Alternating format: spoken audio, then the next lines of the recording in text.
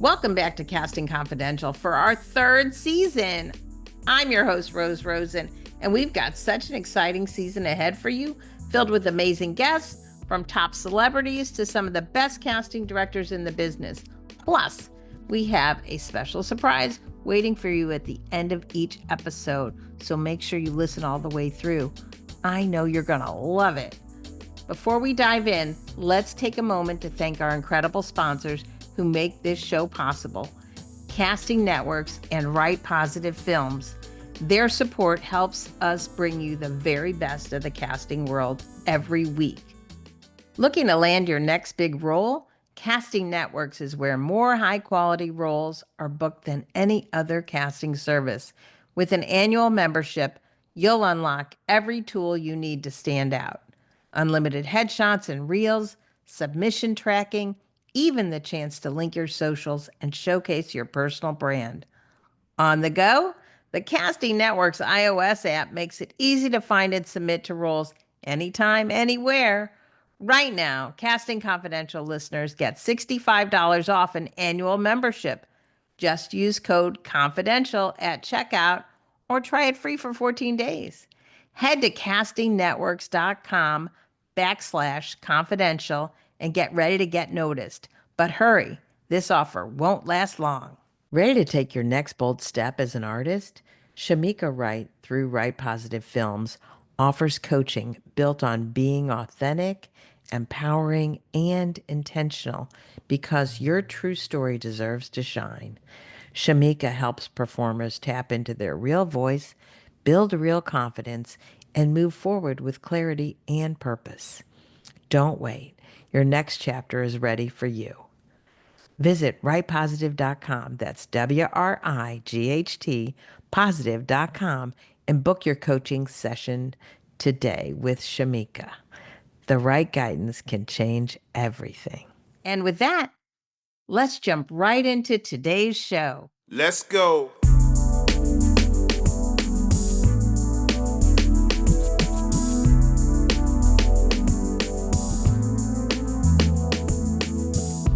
Everyone, welcome back to Casting Confidential, the podcast that takes you inside the room, behind the scenes, and into the real conversations between actors, casting directors, and the industry's top talents. I'm your host, Rosen, and today I'm thrilled to be joined by an incredible guest and a fantastic co-host.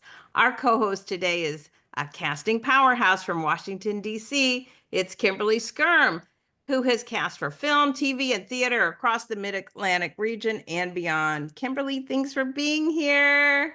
So excited to be here. Thank fan you. of the show, fan of you, fan of guest. I mean, it's what could be better. Good stuff. I'm telling you, it's a good day. And our guest today is an actor you know from The Walking Dead and a lot more.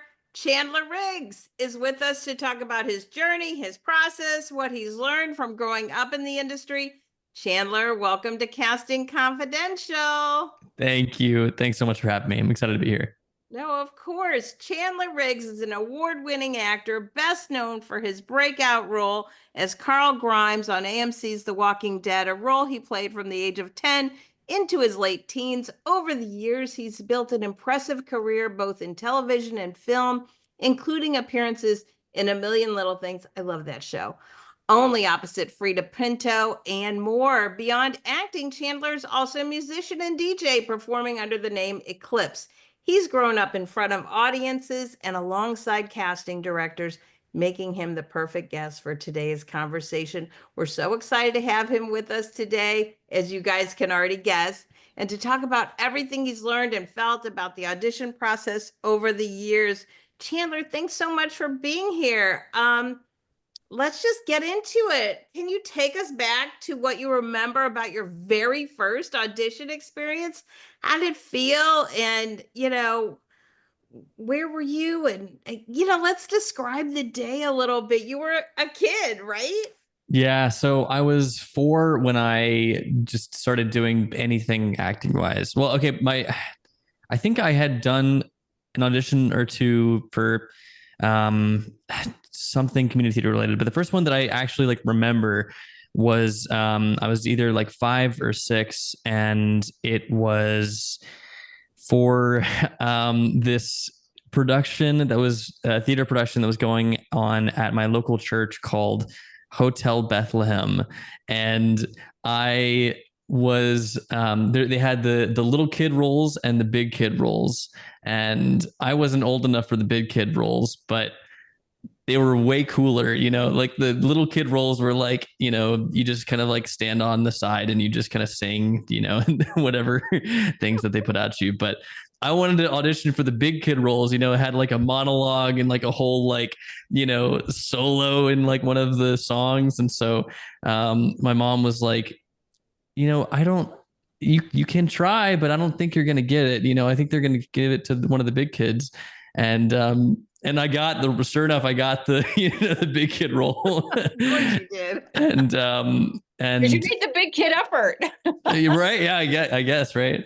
But that was actually like I had done I was in like the kids choir for community theater thing for Joseph and the Amazing Technicolor Dreamcoat, and so I'd done like one other thing, but that my dad had was in the band for the show already. And so told the director to put me in the show. So, but that was the first thing like I feel like I booked, and after, as like the shows were going on, people were kind of going up to my parents and saying like, hey, you should probably look into getting him like an agent or something. And so they, just did their own research. Didn't know anyone really in like entertainment or anything. My mom had always wanted to be an actress and and all that. But both my parents ended up just being teachers. So they just kind of had to like, I know. Yeah. Yes. No, you're right. Actually, yes. Yeah. No, thank you for the correction there. You're right.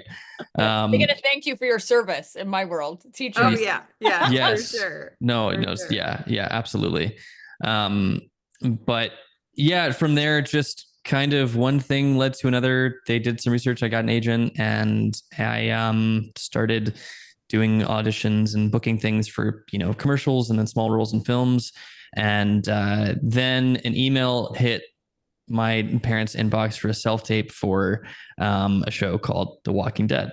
And the producer, like they listed of course the whole like team attached to it. And one of the producers was Galen Hurt, who I had actually done like a Lifetime TV movie that I had done. She helped produce and was a part of the team for that. So as I was going through the audition process, I kept on getting called back, and my parents were like, I think he might have like a shot actually at booking this, and they were saying he was cast as like my parents, and they're like, he kind of looks like them, it could work. And sure enough, yeah, booked it. I was like running around the house, like screaming and like so excited that I had booked it, and the rest is history. I mean, talent is one thing, but looking like, the kid to the character they've already cast is also a huge thing. Yes, absolutely. Yeah. But because self-tapes are such a common thing now, I mean, because that was a long time ago for theater, how did that all come about? And how did that feel for you, this transition of doing live things and live auditions to a self-tape? Because lots of grown-ups now, yes, like, this is terrible, I can't stand it. But here you were 10, and what do you recall about that? Yeah, I think like it was, I think for a while I had like gone gone somewhere to like get them taped, because I think we only had like a really like terrible VHS like recorder, you know what I mean? That was like just not going to cut it for like, sitting in self tapes. But eventually we got like one of those like flip video cameras, the like little like rectangle things that like are archaic and you never see anymore. But yeah, I think, man, it's so weird. It was one of those things I think where it was just, that was the only option for a lot of the things that were being cast. And a lot of it, I mean, honestly, the majority of it was in person.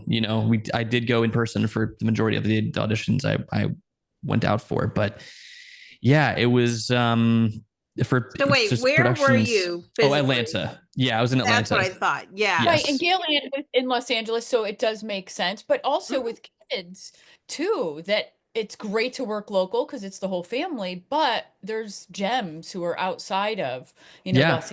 So absolutely.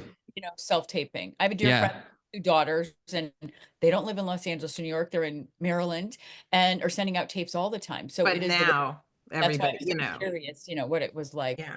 for But Yeah. back Well, then, that was a local going hire. and the going out to oh, see, that's the whole thing. So, right. they So are the local kid, but casting was not in Atlanta. right. Let's walk through that because he's the local kid in Atlanta. It's shot in Atlanta. So they And wanted to save the very money and excited. have a kid with his family there, right? And so the casting director from Los Angeles had to figure out self-tapes. Yeah. Yeah. That's I really think what so. happened Yeah. behind the scenes for sure. Yeah. Well, in those early stages that it was go someplace, because it would occur to no one like, oh, let's have a tape room at our house, which again, now every Right, actor has no. a tape set up, and they have a little mini one that they travel with in case you're on vacay and Right. with self-tape. Exactly. So Yeah. that was a self-tape and that was a big one. But before that, you were in the room. What did you remember about being in the audition room from the beginning of your career? Honestly, I think it was man, I think I Was it's it so warm? hard to think back and Were we- remember because I wasn't were we I don't think I was mean? like nervous. No. What I don't think I happened? was ever really like, I think nowadays I'm like way more nervous and like way more in my head of like when I'm in the Right. room, you know?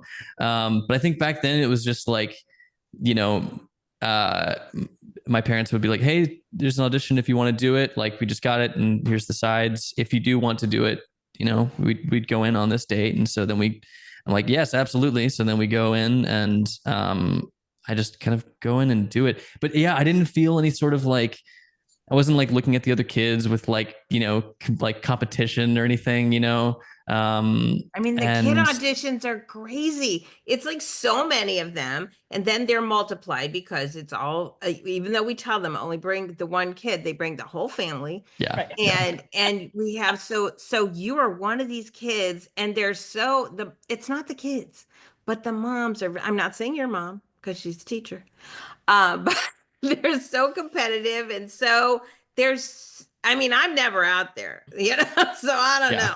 We always But have a assistant there's who's out so there much. checking out the parents. So Right. we're getting the notes. So clearly you also, on top of it all, very talented. You probably have great parents because it was a Right. package deal. You don't just get the kid without the parents. You always got to work that in. Yeah. I think having Galen heard that she was already on set with my parents and knew that, you know, they weren't going to be awful to work with on set was probably a plus, you know, for helping the casting process for me. But yeah, and you're absolutely right. Like the parents are a big factor in the on-set experience because you can have bad parents for like of kids and it makes the on-set experience just terrible and like really a rough working environment because there's some folks out there that just get like really meddlesome. Yeah. And but yeah, For I mean all the parents listening, take note. Be a Yes. full parent. Be Chill. not invasive. Yeah. It's at the same time, like I do feel, I mean, I always felt bad for my dad and for just parents on set in general, because it's like, you know, the you're not, you know, your kid is there to do the job and you're just, you know, have to just take them there and just like, it's like if you had to take your kid to school and be with them through every class every day and just sit there in the back of the room, you know, the whole time. And like, so like, I do feel bad for them because it's like, you just have to sit there and just do nothing all day, you know, and you have to like find ways to do things without, you know, getting on someone's nerves or something. And then they just get mad at you. You know, it's like, I do feel bad for them. And my dad, you know, had found things to do, fortunately. And when he took me down to the set, they actually, my dad, he had been teaching special ed for like 25 years and he was able to take early retirement and be the on-set teacher, which, which helped out a lot because the crew didn't, or, you know, the AD and everyone didn't want to like bring in a new person to have to like deal with wrangling kids and everything. The kid, so I was the only kid on the set. But anyways, point is that yes, like it's a weird role for parents on set. And I think it's tough for a lot of parents to kind of figure that out until it's maybe too late. That is a great analogy that you gave. It is like taking your kid to school and sitting in the back of the room and you can say nothing. And if you don't like the way the teacher's talking, so you're like, oh, you can't. You were Can't there do anything. to observe, can't having say been a anything. guardian for my friends' kids too, and knowing how the set works. Yeah, it's easy to just slip in. This is where I can do my thing, and this is just stand back and relax. Yeah. Yeah. You've got to trust the process for sure as a parent. So, Yeah. But I good love note. this little thing that you said about that now you do get nervous as a grown-up. Yeah. Because you understand the stakes. I mean, then it was, let me just have fun here and play a role. But so yeah, let's share that with people. Because Yeah, that let's tell kind us of about how your relationship with casting has evolved over the years. Yeah. So it's been such an interesting thing because I don't think I've ever been more nervous going into, well, okay, actually, there's maybe one other time that was more nervous, but when so right after I had left The Walking Dead, it was like fresh in LA and like, it was like boots on the ground, ready to like get in every meeting or like, whatever else to like get the next thing for the next projects like lined up and ready to go. And there was an audition for some Christmas movie. And I remember like sitting in the waiting room and I'm like, my heart was like just pounding out of my chest. And I was like, why am I so nervous? I just felt like I just like, the pressure of like, man, I have this like huge like train of like I don't want to say success, but like the this train of like successful series regular for a couple of years, more than 2. yeah well just a track record, right, of like that I was just on something that was really big, and then like I had to like I feel like I just needed to prove myself again that like I'm worthy of this track record, and that I can continue like making work, and that the work that I'm doing now is better than it was, so yeah. And I remember I completely flubbed the audition. I did so bad. I couldn't remember half my lines. I kept asking to like restart. I was like, oh my, this is just the most embarrassing thing ever. I felt so bad.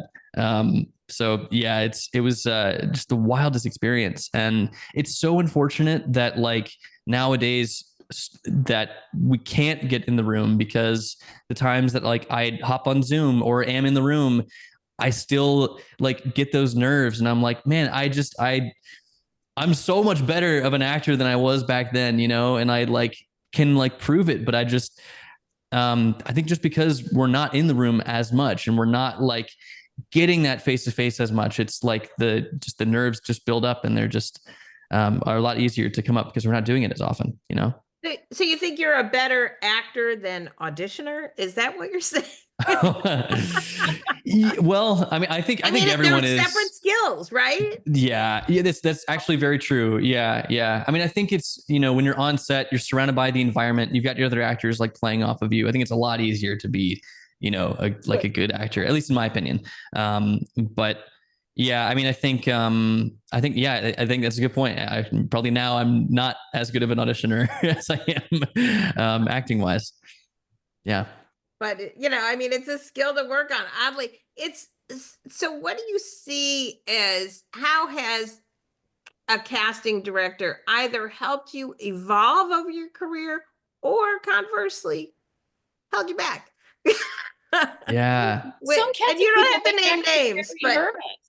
I certainly know of many actors who are like, oh, I got to go to that casting director. She's so nervous. And it's usually using shit. Yeah. I think like lately in the last few years, the tough thing is that we don't get to know the casting directors like the casting directors get to know us. Like we send out the self tapes and like get to hop on the Zoom for 15 minutes, but like we don't, like sit down and like have extensive conversations with other people about like this casting director or that casting director, because we have like 8 more self tapes to do that day, and it's like hard to like establish and get to know the casting directors. I feel like in a way that you guys get to kind of the actors, you get the self tapes, talk about them, and like, break them down and make the decisions. But I think the best thing that like casting directors have done to build us up is just like giving us like notes and feedback in any sort of like direction, you know what I mean? And it's like, that's always been the most helpful thing. It's hard, but it's hard because you guys know right away when someone, or usually pretty quickly, if someone's not right for the role, you know? And, but we watch the tapes all the way through. Yes. Yes. Yes. We always have to add that in because there's and there's a lot of, you know, like, listen, you've got a lot of weirdo press on you. So does casting. Yes. Just saying. Yes. Yeah. We watched the tape. I do love that point, as somebody who's been casting for a very long time, longer than you've been on the planet, that in the old days, we did have that opportunity, even if you were just walking the actor from the front of the table, that the director's still behind and you're walking them the door to give them notes because you want them to read with somebody else, and then walking them back in and making their introductions. Even, you know, that 30 seconds, 60 seconds, but repeatedly is helpful for you to know a little bit more about somebody. And you're totally right. It's become a little transactional that we just receive these videos and that we get to watch them and move them forward. And the actor is a bit removed from that. Yeah. And our side of it is that we don't kind of know what, I mean, you, like you said, you have a track record. I'm pretty guaranteed you'll show up if you say you're going to, you know, but on the flip side, I don't know that you, not you in particular, but this actor isn't in a drug phase and isn't going to show up. Just saying. The self-tape could have been great early. Right, the self-tape could be just that moment, but just not, you know, actually seeing you and seeing, you know, what your eyes look like, and like, you know, that you're not stumbling in or whatever. Yeah. You get my point. It's absolutely kind of a lot. And it is. And it's kind of hard to see all of that on Zoom, but you know, I mean, this is what we got to work with. Yeah. You know, there's no coming back from it, you know. No, and I don't think that there's like a really good solution for it. I mean, you guys, like, when I know you get so many self tapes to try to get through, and like it's impossible to like write back. Like there's no point in writing back to every single person saying like why it's not right or whatever else, you know. But I will offer a redirect. Absolutely. You know, like if I have often seen the right, you know, going back to looks, you know, it's like that person really should book this and they look so right. And I know they're that close. I mean, I've redirected 4 or 5 times, you know, and they have always gotten it, but I'm done with them. I had to do it on an indie feature earlier this year that we shot, and again, young kid, just, you know, 14 years old, great, really wonderful type. And we were trying to cast a lookalike because it was a flashback, but I had to give direction for them to go back and redo the tapes, because then of course you have people above you. And this, although I was one of the producers, so I was still making decisions and helping people make decisions, but if we have enough time, redirect till the tapes are right. So that's where, again, in that relationship, that we want to find the right actor. And then you want a certain actor when you know they're right to get the job, and you'll do everything possible. Like, you know, sometimes 5 and 6 and 7 redirects of their tapes they're sending in. So that you can get in front of actor. How do you prepare now differently than when you were a kid for an audition? How do you get yourself more nervous? I'm just curious. Mom and dad are probably not helping. Maybe they still like to chime in.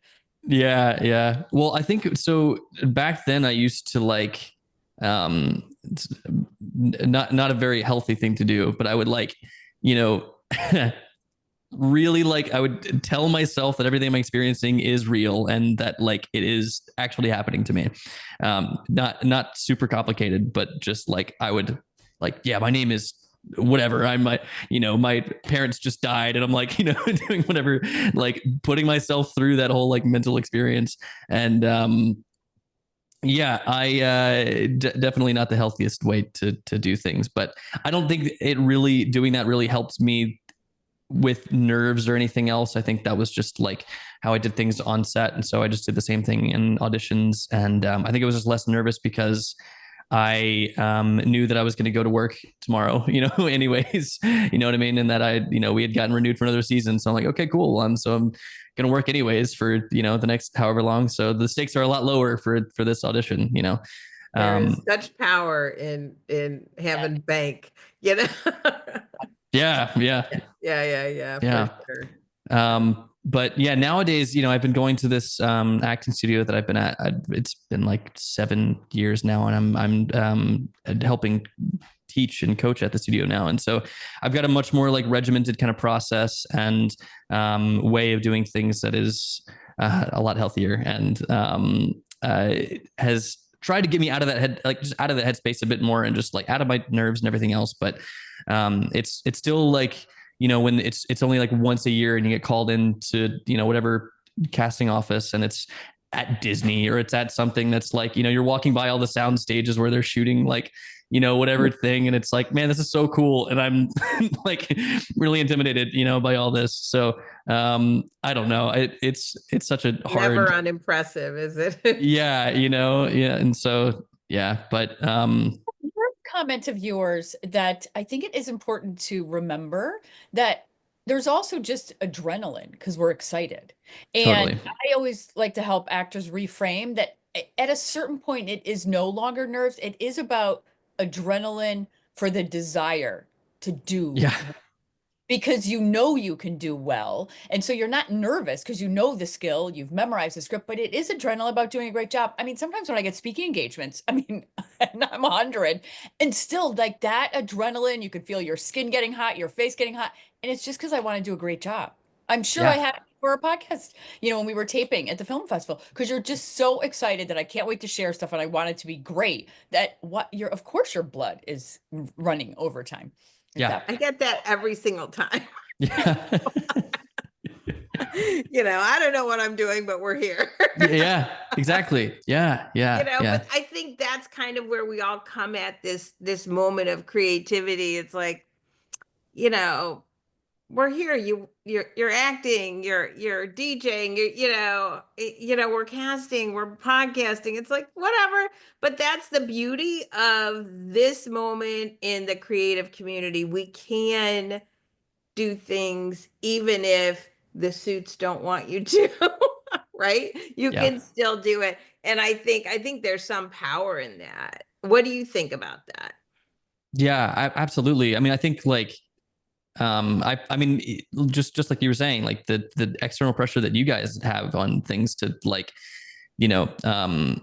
I know that there's probably a whole bunch of like red tape behind all sorts of stuff with casting things. And actually I am curious on just your experience with like social media and like social media numbers and probably there being pressure to bring someone in that like has some like pull and traction and like so I'm curious on like if there's been times where you found the right person for the role but there's someone else like that could also maybe fit but like has more traction and you've had to go with that person. Do you guys have that experience very often or if at all? Like rarely, honestly. That's I think great. that is more actor folklore. I know it does happen. I'm not denying And that it sometimes happens. it does for some instances, but Yeah.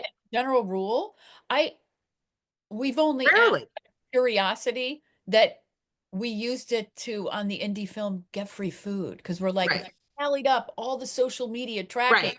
that if we tagged all of our actors and they reshared the Right. photo, like, oh, these are our numbers, but never for actually casting someone. It didn't. And you should want us to say it's very important. Right. Yeah.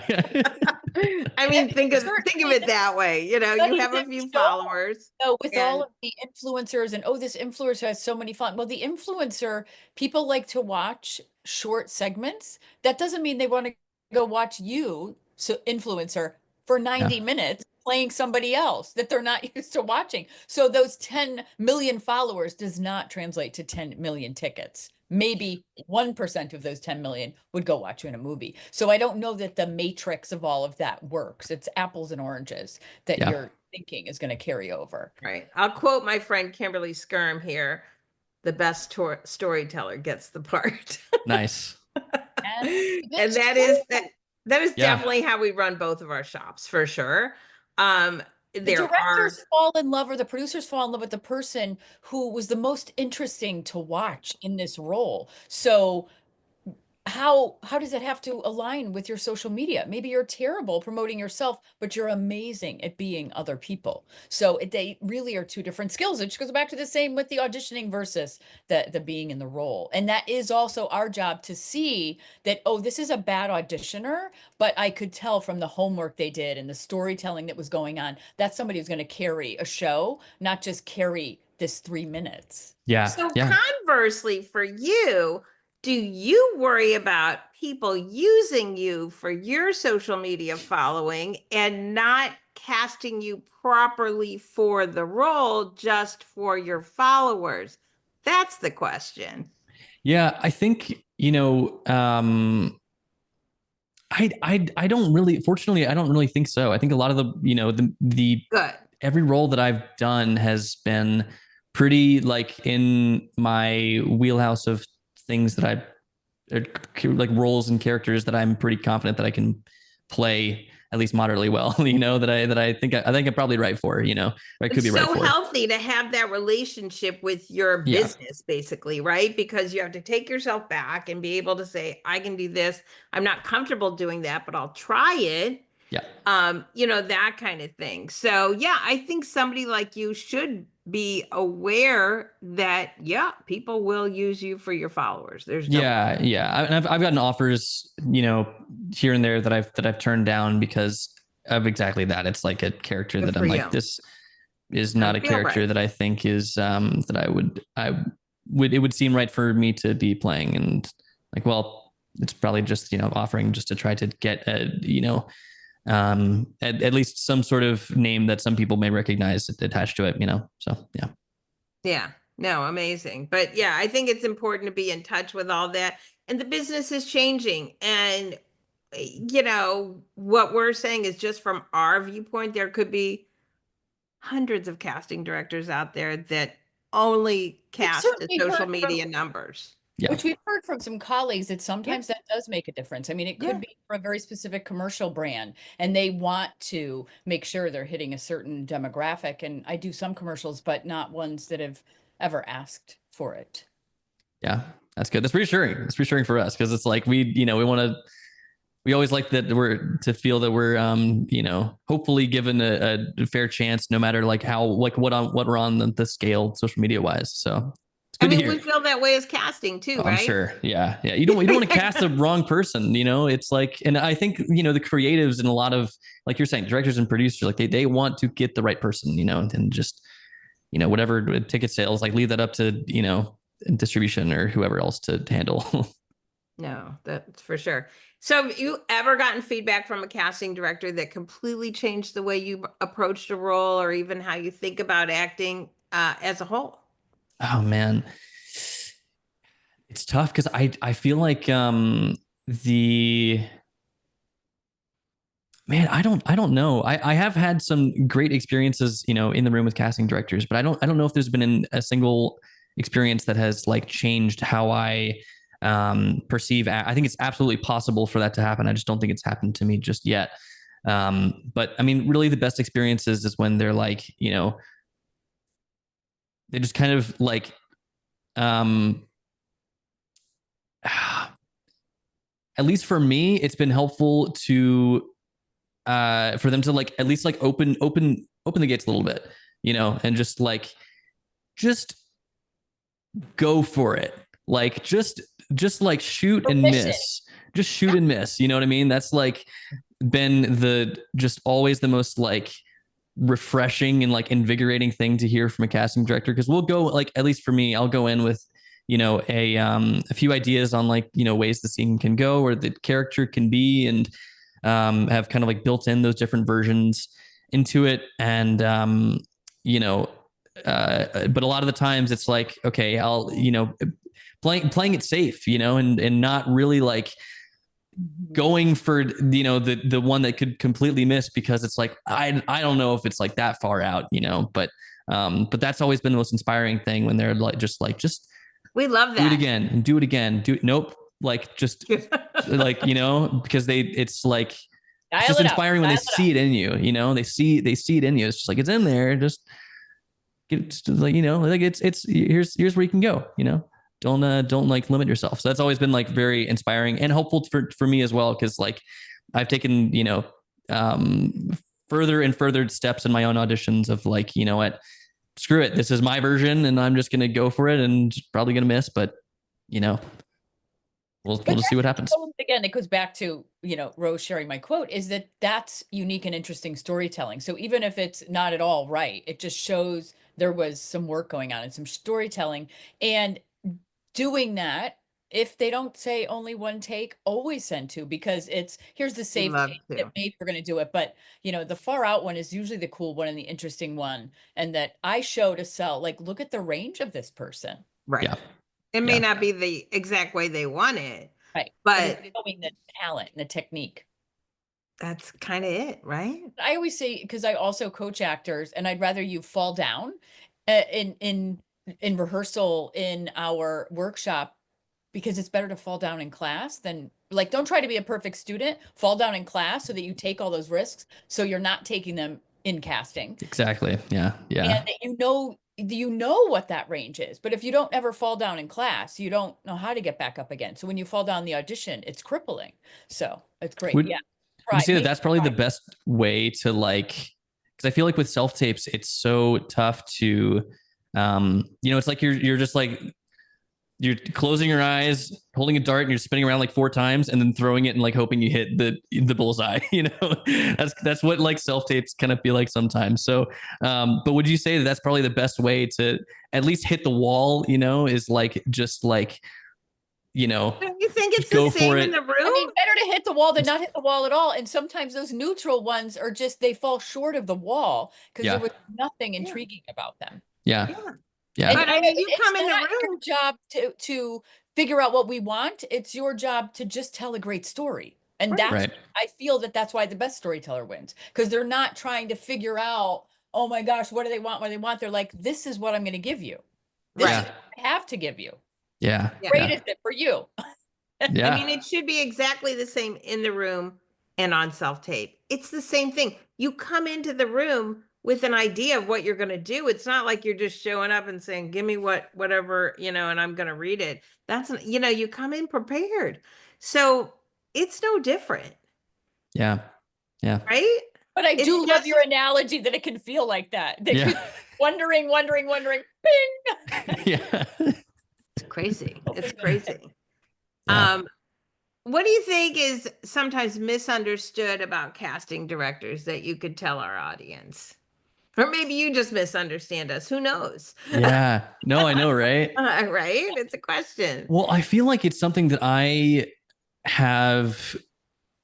It's such an important thing to, like, for actors to be, keeping in mind when auditioning. And it's I've only learned this because I've now been on the other side of it, is like, sometimes it, like, most of the time it's nothing that you did or can do for, like, you're just not right for the role sometimes. And it's not because, like, you didn't do the right thing or like you misunderstood material or whatever else. It's just like, looks, vibe, and feel, and like all those things are like so much more important than, your ability to do what they're looking for. You know what I mean?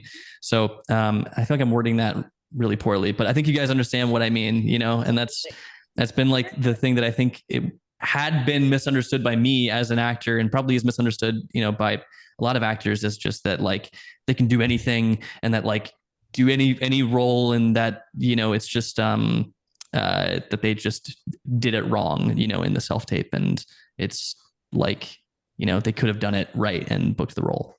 And very likely you're right. That is just not true. It is such a soup, such a concoction of people, ideas, to come to that one person, it's a shot in the dark, like you said, Well, keeping in mind that we're not just casting a role, we're casting a show or a movie. And so that means all the pieces need to fit together. You certainly don't want to have 42 amazing A+ actors, but they just don't work together. Like each individual thing may be great on its own, but when you put that puzzle together, it needs to work. So it isn't just about casting one actor. It's about casting the show, and all the pieces need to fit together. I mean, if you didn't look right for the Walking Dead part, if you weren't a local, those two things could have absolutely kicked you out.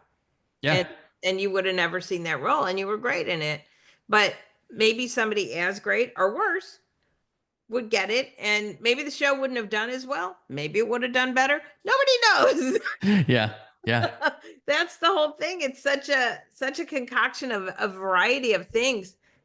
You just never know. But what do you think about like this whole thing? Like, I think Ron Howard was like the very first, or one of the, certainly not the first, but one of the first ones that transitioned from child actor to adult actor. How does that really feel for you? I think the like, at least for the first few years of it, the like pressure, like kind of like what I was talking about with like going into the audition room, like the pressure and expectations were really, really high, and on myself, like mainly, like mostly self-imposed, and the, just like frustration of not booking things, and like it was really a great like strip of the ego, for for a while there, of like, not getting a lot of callbacks and not booking a lot of things like right off the bat. And I think, at least for me, it helped just like, okay, drop all ego, like head down in the dirt. All right, let's really work on just being a better actor, better person, better like doing things, and just do more other things, start doing music, and like start doing, not just acting, like do more other things that are interesting, So I think that's been the biggest thing for me transitioning, is like starting to like ease up on those expectations, and being just hopefully a better person than I was, and like diversifying interests outside of acting to hopefully make my life more interesting, and then I can bring that also back into acting, and like more things to pull from and more experiences to utilize, So I it's like been, that. yeah. That's really interesting to me, to get out there and live life. I always tell actors, your best thing outside of training is to live. And go out and observe people, go to train stations, go, like go and be with the people, because they're who you're playing, right? And if you're sitting in your house and looking at your phone or your TV, it doesn't really help the situation, does it? No. Yeah. Yeah. It absolutely doesn't. So No, I love that. yeah, it's been interesting going from I do remember, like, at least in terms of like being on set, going from being on set just as a kid the whole time, my parents being there and everything, to like being an adult actor. When I first booked A Million Little Things, I was like, I remember being in Vancouver, and I was 19, so I could drink in Canada, which was like That's a I did problem. see that in an interview. It was adorable. And I can go out to drink with people. Yeah, I could, like, well, because that was the thing on Walking Dead. It was like all the cast, they would like, after wrap, they'd go out and get a drink, and like, goodbye guys, like have fun, like see ya. But it was great to like go and like hang out with the cast outside of set, and like build that camaraderie. So that's been like one awesome thing, like as an adult actor now from child actor, is just like being able to like, build the rapport amongst the other actors, and experience the fruits of good casting, and like, you guys putting good people on set with each other. Yeah. Well, we hope it works. Yeah. It's always right? a risk. Yeah. Yeah. So dialing back to your child career one more time, what I want to know is, what was it like to be the only kid on this, pretty dark set? And was it scary for you, or was it just normal? Like I want you to give some tools to our listeners who, who are kids who might, want to be in horror films. How does that play out? Yeah, I think, I mean, fortunately, It was the funniest thing actually. The other day I was on Reddit or something, and there was some question that someone had asked, just like out into the abyss of like, what they thought about, or it was like actors of whatever, like, if you were in horror films, like how did that, did it traumatize you and everywhere else? And I was clicking, I was like, oh yeah, like would that be traumatizing for? And I was like, wait a minute, I was on a horror like, that's me, like responding. yeah. And it was so interesting because it was a horror set, but like you get the script and we like rehearse it, learn the dialogue, learn the scene, and then rehearse it on set, and it's all the choreography is like a dance, and so it's like not remotely scary in the slightest, at least for me, so there wasn't too much that I felt like I needed to do to like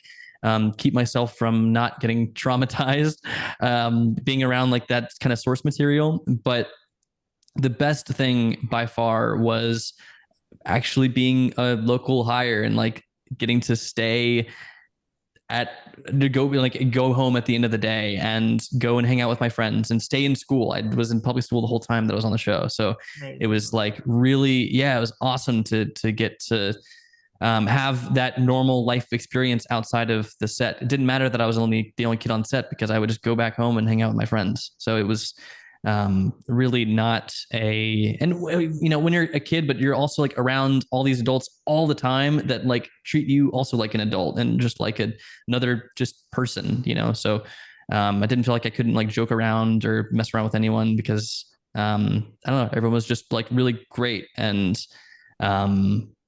just great. I mean, so they didn't only like save money, they actually, helped your experience. So, like maybe that's a twofer, right? When you're hiring a kid to keep them local, I always try and keep the kids local because of all those things you said.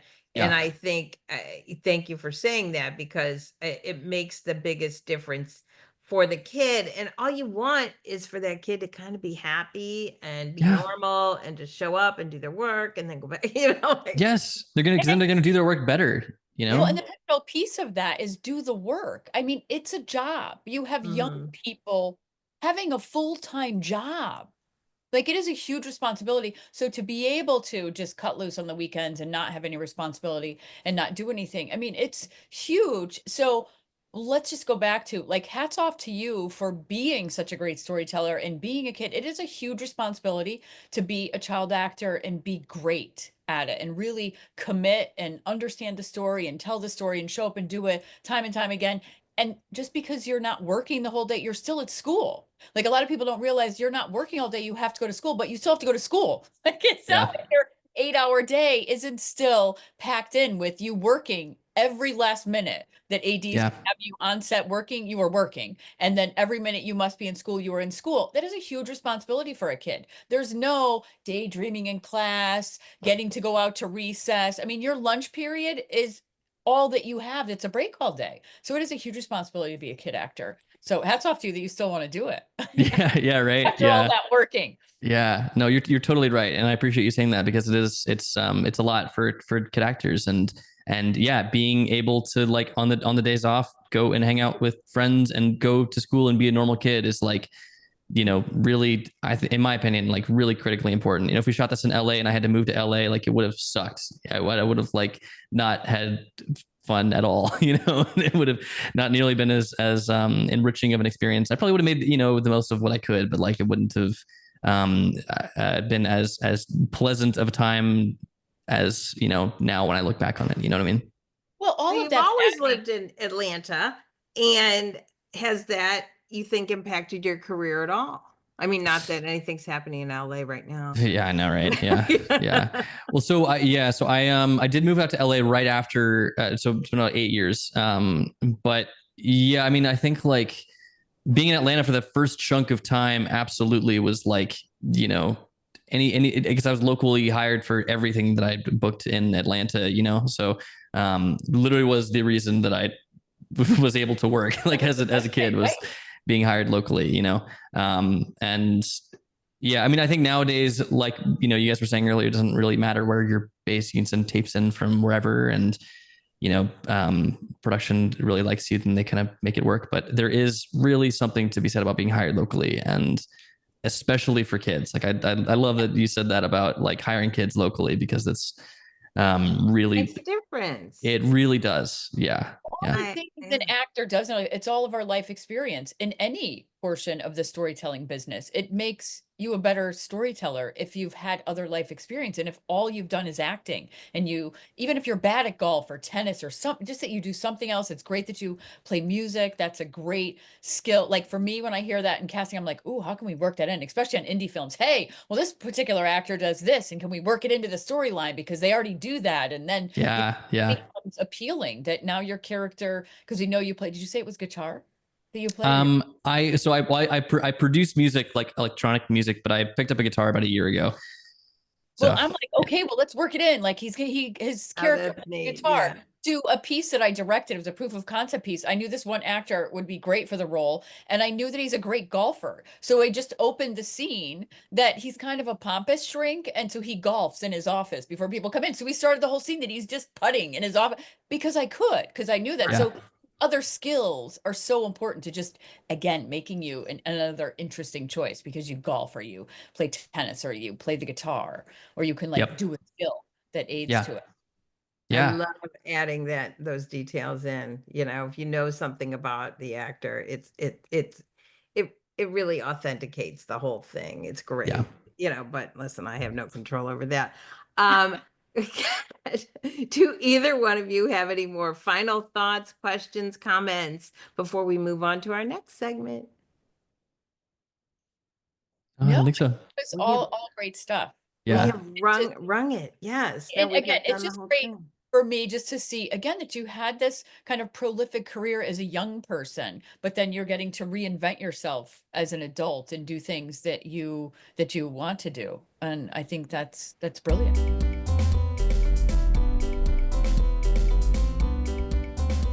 Next up, we're having one of our favorite parts of the show, our live reading feedback session. Today, we're welcoming actor Julia Collier. And Julia will perform a short scene for us, and then we're all giving her some feedback. And Chandler, you have the sides to read against her? I do, indeed. Excellent. Excellent. Well, you guys go for it then. Okay. Now hide ourselves, Rose, or are we going to stay here? No, it's fine. Okay. Ready when you are. Great.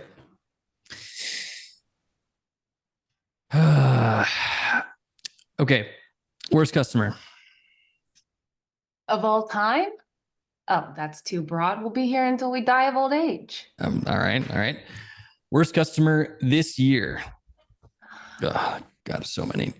Oh, I was just thinking that. Haircuts.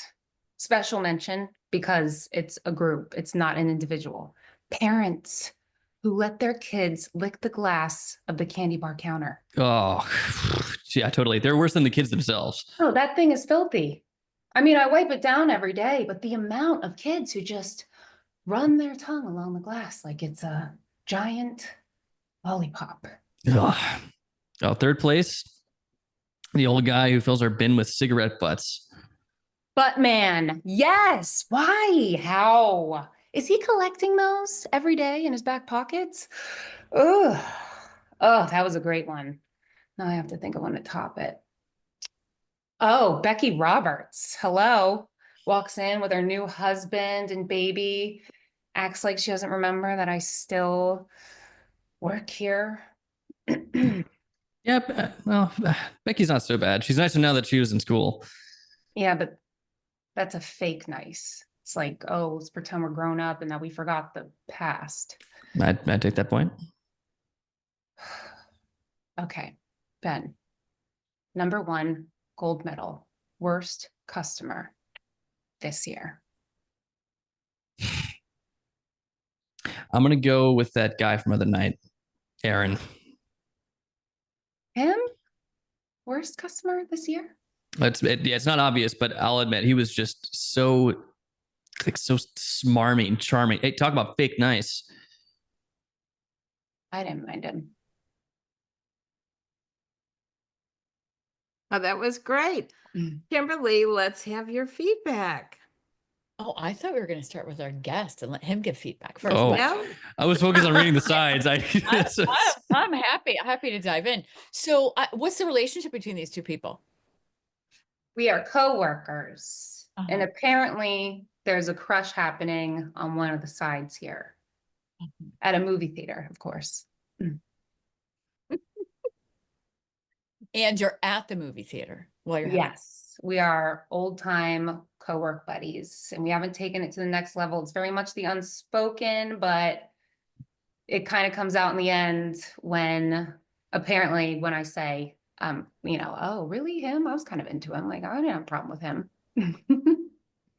Because I'd love to see a little bit more of that. And the fact that it's in public, to play with the fact that all of this is maybe going on while people are coming. And so that it's a little bit more secret and mysterious. I would love to see some of that. So that would be my feedback, is that it's a little more playful. We were really working in the environment, that this whole thing is going on, and maybe it's kind of the lean over and talk. And maybe if somebody comes, like especially then if we're taking it back to self-tape, create the environment and that you're having this conversation, but then you're helping somebody else, that working all that in would just be a little personal storytelling flair that I would Yeah, that gives it some flavor. see. Yeah. I love a little backstory. Mhm. Chandler, I know you were in this scene, but I bet you have a little feedback for Julia. Oh man. I was focused on reading the sides, unfortunately. So, but So much we ask you to do. No, it's okay. I mean, I think let's see. You know what, Rose, do you want to go? I'll think of something. Okay. It's No, funny. I yeah. love that you brought that up, because I think all the times when we've been reading with people in the room and that we immediately have to give feedback, and that you then that is then another skill. It I've is. with people a lot. Oh, feedback is a huge skill. Yes. Totally. And doing it while you're reading too. And I was always Yep. a casting director who's reading it like I'm in it to win it with you. I'm not just want. Yeah. Like, It's so then it is. I didn't think about that, but I just worked that skill because I was doing it all. huge skills. But so my take on this is, and this is often my take. I like the most subtle reads of anybody, right? I always say pull it way back, make this the tiniest little thing, like just give me a glimmer of all that backstory way underneath it. And I love the subtleness of that type of performance. And I'd love to see the difference of those two reads on this. Mm. Well, and the camera is so close now. I mean, we live in the close Here we up. are. So it Here is we are. important to keep that in mind. All in your face. Again, it's like a stage audience, but now it's audience of one. Right. So just kind of in your face and just these tiny, I love the underacting, the way underacting, but that's just a preference I have. Chandler, you come up with something? Yeah. I almost kind of want to. I'm trying to think of just another way this scene could go, and I'm thinking of if she is has just put in her 2 weeks, you know what I mean, and is about to leave, and is almost if I didn't mind him at the end is not like a challenge, but just hey, make make your move kind of thing. If you're gonna make your move, then if you know that he's got a crush on you, and that he just hasn't done anything, and so maybe play into that a little bit. That hey, the clock's ticking. If you want to make if you want to actually do something, so that kind of Nice, because I was thinking like an Aubrey Plaza, a little bit like, oh yeah, that kind of vibe. Yeah. But Yeah. I went the other way. There are so many options. I just jumped on Really. one. Yeah. I mean, that's the whole, that's how you play. That's why we're here. That's why we're, you got to keep trying all the different things. So I love it. Cool. Well, thank you guys. That was a blast. Good. You got to do it again. Oh, With bring the it on. notes. You're not gone yet. Which avenue are we taking? That's between you and Chandler. I got nothing to do with it. Oh, should we do the Aubrey Plaza type? That works for me. Sure. Yeah. Okay. Well, and then All right. the beauty is if you're masterful at working in everybody's notes, because you might be having lots of Right. people watching. So Yeah. work in a little piece of it to make everybody happy. Right. Okay. Do it. I'm in. Easy. Yeah. That's how we see the skills. This is my favorite part of the That show. Where's my popcorn? Hey, right when you are. Okay. Worst customer. Of all time? Oh, that's broad. Be here until we die of old age. All right. All right. Yeah. Worst customer this year. God, there's so many. Yeah, I was just thinking that. Oh, here it goes. Well, this is a special mention. It's not an individual, it's parents. They let their kids lick the candy bar counter. Oh, I totally. They're worse than the kids themselves. I mean, that thing is filthy. I wipe it down every day. And the amount of kids who just run their tongue along like it's big, giant lollipop. Ugh. God. Yeah, third place. It's that guy who fills our bin with cigarette butts. But man, yes. Why? How? Do you think that he collects those in his back pocket? Oh man, that was a great one. Damn it, now I have to top you. Oh, Becky Rogers comes in here with her husband, new baby, remembers that I still happen to work here. I don't know, but Becky's not too bad. She's nicer now that she was in school. Okay, but it's like a fake nice. It's not real. I mean, she's just trying to act like we're all grown up and we all forget the past. I take that point. Yeah. Okay. All right, Ben. What is the worst this year customer that we've had? Better be good. I'm gonna go with that guy from the other night, Aaron. Him? Worst customer this year? Yeah, but it's not obvious. Yeah, I'll admit, but he was just so like smarmy and charming. Talk about fake nice. Yeah, well, I didn't mind him. Julia, that was fantastic. Thanks so much for sharing Thank your work you. with us. Thanks, guys. Nice Nice job. to meet you. Nice to meet you. I think we applied all the notes to that. It was great. It was And perfect. thanks. Yeah. I love the little lookaways. I mean, it was really on point. I thought it was great. What an amazing conversation we had today with Chandler and Kimberly. Thank you both so much for sharing your stories, your insights, and your honesty. And a big thanks to Julia Collier for thank that you guys great so much. read as we close this out. And if you want to keep up with our guests, you can find Chandler, Kimberly, and Julia and myself on Instagram. We'll tag all of you guys in our show notes. If you enjoyed today's episode, we'd love it if you'd take a moment to subscribe, leave a review, and share Casting Confidential with a friend who loves great storytelling. You can also follow us on Instagram at Casting Confidential. We have a website, castingconfidential.com, all the things for behind the scenes moments and updates. Thanks for being here, and we'll see you next time as we keep shining a light on the real heart of the casting process. Thanks, everybody. It was so great. What a great episode. That's a wrap on today's episode of Casting Confidential. If you're loving the show, here's what you need to do. Follow us right now on your favorite podcast app so you never miss an episode. And if you're feeling inspired, take a minute to leave us a rating and review. It's the best way to help us grow and keep bringing you these behind the scenes stories. Join the conversation with us on Instagram at Casting Confidential and drop us your thoughts or questions. We'd love to hear from you. Until next time, keep your craft sharp and your audition sharper.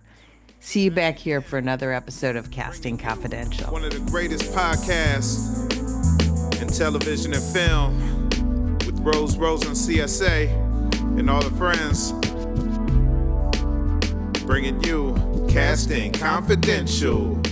Casting, that's essential. Casting, so eventful. Kinda tune in to close friends, chillin' with bros. We call it Casting Confidential. Get a notepad ready, grab a pen and pencil. For magic to jot down, tell a friend too. A wonderful podcast and TV and film, we call it Casting Confidential. Let's go.